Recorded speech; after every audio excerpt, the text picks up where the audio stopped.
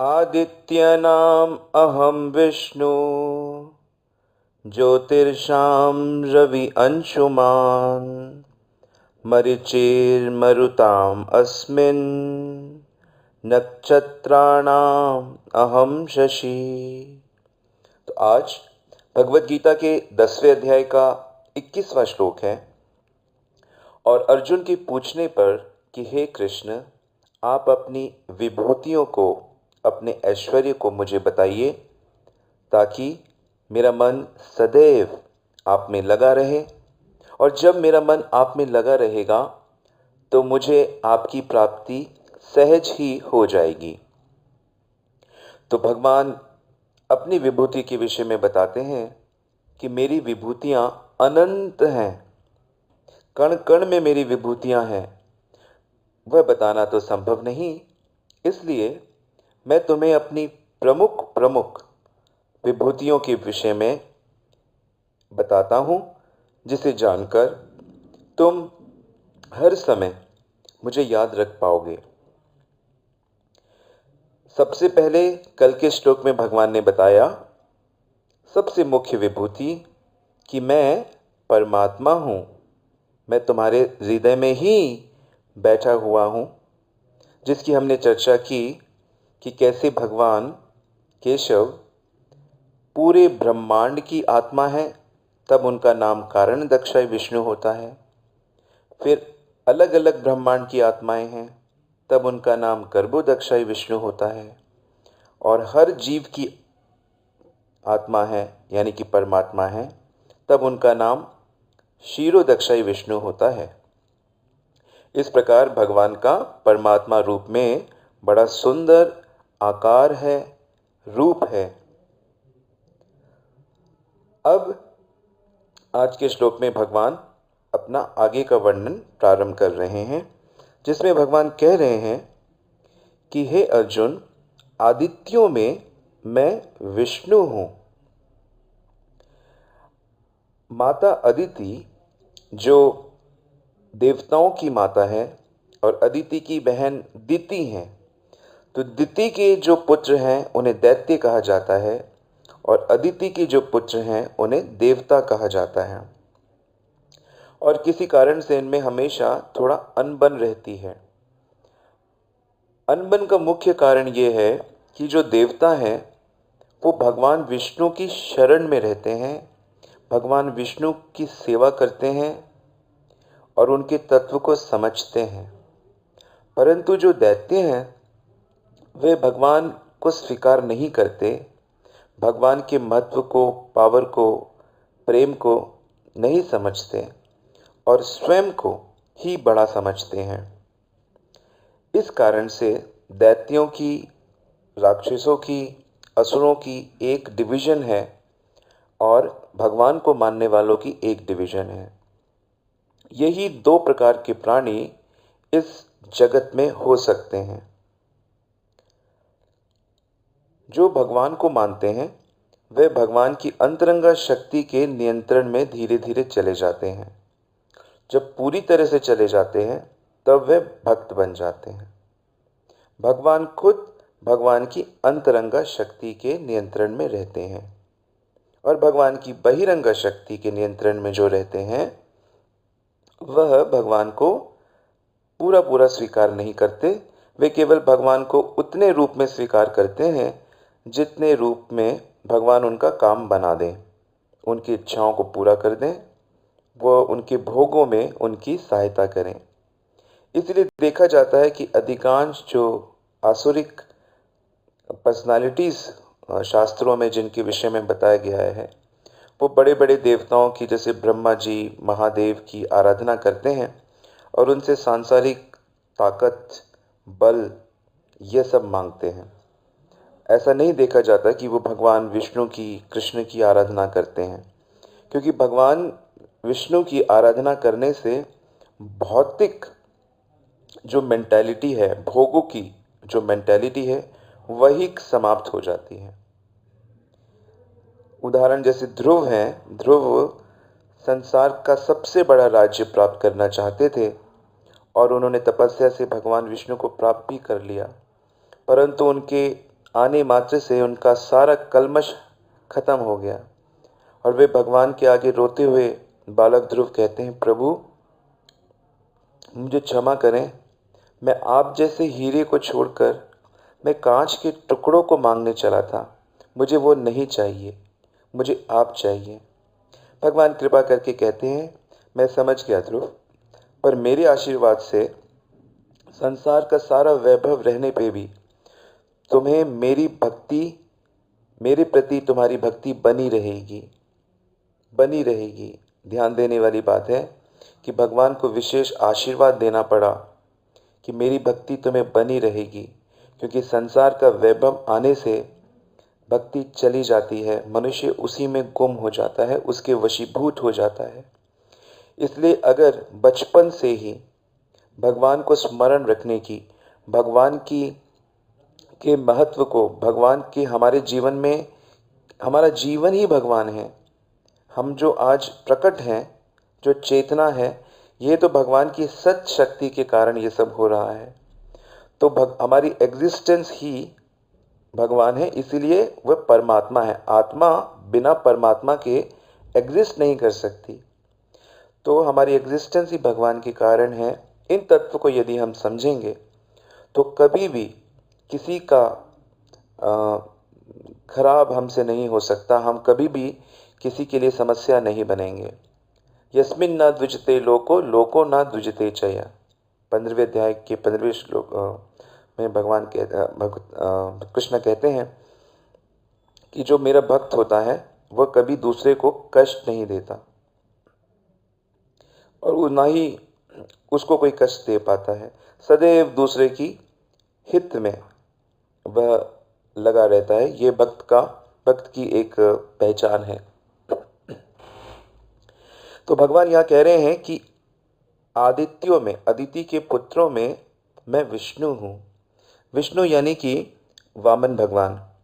आपको पता ही है कि कैसे एक बार असुरों ने, दैत्यों ने देवताओं को हरा दिया और उनको स्वर्ग से हटा दिया और देवता बहुत मुश्किल में आ गए। और इस कारण से जो बाकी लोग हैं, जो बाकी देवतागण हैं, वह उसकी व्यवस्था ठीक से नहीं कर पा रहे थे। कि जैसे हमारे देश में या किसी भी देश में बड़े बड़े मंत्री, मिनिस्टर्स होते हैं जो प्राइम मिनिस्टर या प्रेसिडेंट के संरक्षण में रह के देश की व्यवस्था को ठीक से चलाते हैं। तो बिल्कुल वैसे ही यदि कोई सरकार अनस्टेबल हो जाए, सरकार गिर जाए, तो कितनी अराजकता हो जाती है, समस्या हो जाती है। तो ऐसे ही जब देवता अपने अपने स्थान से हट गए और असुरों ने उस पर कब्जा कर लिया, तो सारी व्यवस्था गड़बड़ होने लगी। तो यह देखकर अदिति माता को बड़ा दुख हुआ कि मेरे बच्चे इतना कष्ट पा रहे हैं और समाज की, पूरे ब्रह्मांड में काफ़ी मुश्किलें हैं। तो उन्होंने भगवान की तपस्या की और तप करने पर फिर भगवान प्राप्त हुए। ध्यान देने वाली बात है कि भगवान, वैसे तो स्वाभाविक हमारा उनसे संबंध है, परंतु इस भौतिक जगत में जब हम रहते हैं, अदिति माता भी भौतिक जगत के स्वर्गलोक में ही रहती हैं, तो वह भी भौतिक जगत है, वह नित्य जगत नहीं है। नित्य जगत वैकुंठ है, गोलोक है, साकेत है, श्वेत दीप है। तो नित्य जगत में भगवान बहुत इजीली उनकी सेवा हम कर पाते हैं, पर यहाँ पे उनके दर्शन के लिए भी हमें तप करना पड़ता है। तो उन्होंने बहुत तपस्या की, ठाकुर जी की भक्ति करी और भगवान प्रकट हुए। और भगवान उनके पुत्र रूप में प्रकट हुए, वामन रूप में प्रकट हुए। और वामन रूप में प्रकट होने के उपरांत भगवान ने एक बहुत सुंदर लीला की और उस लीला में उन्होंने बलि महाराज, जो हालांकि दैत्य हैं लेकिन वे भगवान के भक्त भी हैं, और उनकी भक्ति को सारे संसार के सामने रखा। हालांकि भगवान ने पूरे 2 पग से पूरे ब्रह्मांड को माप लिया और तीसरा पग पूछा कि कहाँ रखूं, तो कहते प्रभु आप मेरे सर पे रखें, मैं आपकी शरणागत हो रहा हूँ। इस प्रकार बलि महाराज की बहुत सुंदर लीला है भागवत के 8वें स्कंद में, जिसे आप वहाँ पढ़ सकते हैं। तो इस प्रकार भगवान रिप्रेजेंट करते हैं अदिति के पुत्रों में विष्णु जी को, और ये आदित्य एक सूर्य का भी नाम है। तो ये जो 12 महीने होते हैं, इसमें सूर्य के 12 नाम हैं। तो इसमें जो कार्तिक महीना जो आने वाला है, कार्तिक महीने का जो सूर्य है उनका नाम भी विष्णु होता है। तो ये भी एक इन्फॉर्मेशन है। तो 12 आदित्यों में भगवान कहते हैं मैं अहम विष्णु। और भगवान कहते हैं कि ज्योतिषाम रवि अंशुमान, कि मैं प्रकाश करने वाली चीज़ों में, तो मुझे समझना चाहते हो ना मैं कौन हूँ। तो जो चीज़ें लाइट देती हैं, तो उसमें जैसे कि चंद्रमा, नक्षत्र, तारे हैं, अग्नि है, फायर है, टॉर्च है, ये सब चीज़ें लाइट फेंकती हैं। तो भगवान कहते हैं इनमें मैं सूर्य हूँ। तो जब भी आप बाहर जाएं और सूर्य को देखें तो सूर्य को सूर्य नारायण कहा जाता है, क्योंकि वो भगवान है, भगवान ही प्रकाश रूप से है। तो भगवान का प्रकाश हमारे ऊपर आ रहा है। यह कॉन्शियसनेस, यह चेतना दिव्य आनंद प्रदान करेगी, न कि वो सूर्य के ताप से कष्ट होगा। तो ये क्योंकि सारा जो खेल है वो थिंकिंग का होता है। जैसी हमारी थिंकिंग होती है वैसे वैसे हमें अनुभव होता है। तो यदि हमारी थिंकिंग स्पिरिचुअल है और हम हर जगह भगवान को फील करते हैं, तो हम कृष्णा कॉन्शियस बन रहे हैं, हम भक्त बन रहे हैं, हम परफेक्शन की ओर जा रहे हैं, हम अच्छे बन रहे हैं। तो सदैव भगवान का दिन में प्रकाश है। चारों तरफ हर रोज़ ही दर्शन होते हैं, हर रोज़ ही इसमें हम रह रहे हैं। इसके बाद भगवान कहते हैं कि मरीचि नाम, कि मरुत गणों में मैं मरीचि हूँ। सत्व ज्योति हरित नाम वाले ऐसे 49 मरुत हैं।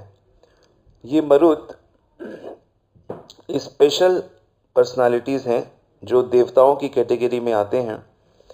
एक बार जब ये माँ के गर्भ में थे तो इंद्र को लगा कि ये जब पैदा होंगे ये इंद्र को की हानि पहुँचाएंगे। तो इंद्र ने गर्भ में प्रवेश करके इनकी माँ के मरुत को मार दिया और इसके 7 टुकड़े कर दिए। जब मारा तो इसके 7 टुकड़े हो गए और ये 7 मरुत हो गए। इंद्र घबरा गए और फिर से 7 टुकड़े कर दिए और ये 49 हो गए। तो इंद्र ने कहा कि ये तो बहुत सारे हो गए, मैं तो एक को मारने आया था। कौन सी पावर है जिसके कारण ये मर ही नहीं रहे हैं? तो भगवान कहते हैं कि वो मैं हूँ, कि मरीचियों में मैं मरुत हूँ, मरुत अस्मि। तो वो जो तेज है जिसके कारण वो नहीं मर रहे, वो मैं हूँ। इसके विषय में हमें इतनी अनुभूति नहीं है, क्योंकि अर्जुन को इसकी अनुभूति है, क्योंकि अर्जुन को शास्त्रों का बहुत ज्ञान है।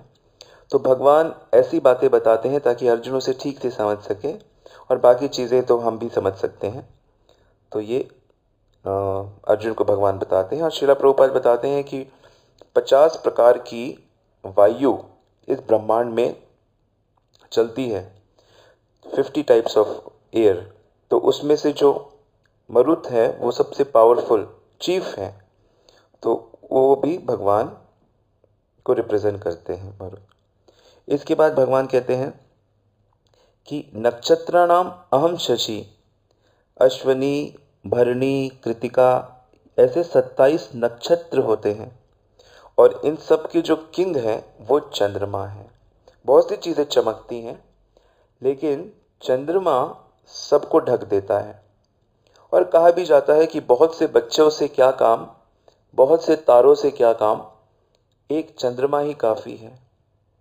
या कहने का अर्थ ये है कि छोटे छोटे काम क्या करने, काम जब करना है अच्छे से करना है, बढ़िया करना है, चंद्रमा बनना है। और चंद्रमा शीतलता प्रदान करता है। भगवत गीता में बताया गया है कि चंद्रमा की जो रोशनी है, उसी रोशनी से हम लोग जो वेजिटेबल्स, जो सब्जियां, जो फल हम खाते हैं उसका स्वाद आता है। बिना चंद्रमा के प्रकाश के सब्जियों में रस नहीं आएगा।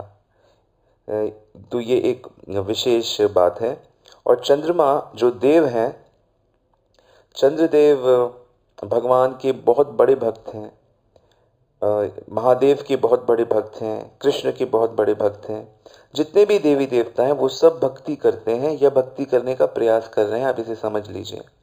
हालांकि देवलोक में भगवान की भक्ति थोड़ी मुश्किल होती है। तो इस प्रकार जब आप शाम को घूमें और चंद्रमा को देखें और प्रकाश को देखें, तो आप समझ जाइए कि उस शीतलता में कृष्ण का अनुभव करें कि कृष्ण ही चंद्र रूप से हैं, कृष्ण ही सूर्य रूप से हैं। और सूर्य को और चंद्र को भगवान की आँख भी कहा गया है ब्रह्म संहिता में, कि भगवान की ये आँख है जिससे भगवान सारे संसार को देखते हैं। तो ऐसा कुछ नहीं है जो सूर्य नहीं देख रहा, या चंद्र नहीं देख रही, या दिशाएं नहीं देख रही, या हवा नहीं देख रही। तो सदैव हम भगवान के सुपरविजन में रहते हैं। बस इस चीज़ को अनुभव करना है, भगवान का नाम जप करना है प्रतिदिन, और नाम जप करने से चेतना शुद्ध रहेगी और हम इन सब सूक्ष्म चीज़ों को, इन सब नहीं समझने वाली चीज़ों को भी समझ सकेंगे और अपने लाइफ के फाइनल गोल, फाइनल डेस्टिनेशन को हम प्राप्त कर पाएंगे। हरे कृष्णा।